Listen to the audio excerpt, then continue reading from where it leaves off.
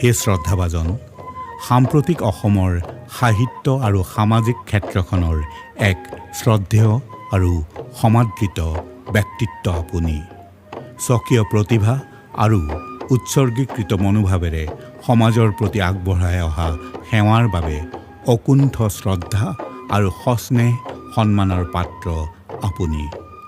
6 বছৰ কাল বড়ো সাহিত্য সভাৰ সভাপতিৰ আসন অলংকৃত কৰা পৰ্বটো আপোনাৰ সামাজিক গতিপথৰ মহত্বৰ আৰু মধুৰতাৰ অধ্যায়।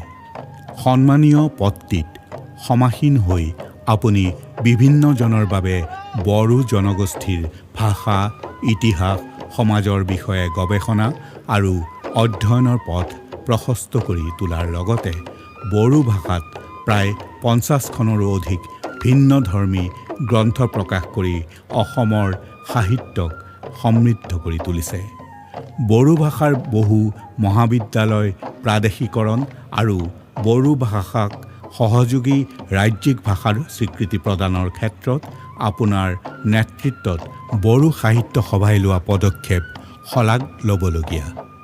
অসমৰ বিভিন্ন জনগোষ্ঠীয় লোকসকলক বড়ো ভাষা শিকোৱাৰ অৰ্থে ব্যৱস্থা গ্ৰহণ কৰি আপুনি আমাৰ জনগোষ্ঠীয় ভাতৃ ভগ্নীসকলৰ মাজত সমন্বয়ৰ সেতু গঢ়িবলৈ যি প্ৰয়াস কৰি আহিছে, তাৰ বাবে সমগ্ৰ অসমীয়া জাতি আপোনাৰ ওচৰত কৃতজ্ঞ।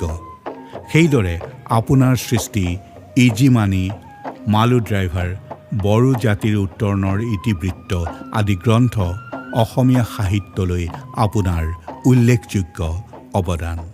এই বঁটাটো পাই মই অতিকে আনন্দিত হৈছোঁ আৰু অসম চৰকাৰৰ যিমান উচ্চপদস্থ বিষয়া তেখেতসকলে যিটো বাছনি মোক কৰিলে তেখেতসকলকো মই আন্তৰিক ধন্যবাদ জ্ঞাপন কৰিছোঁ।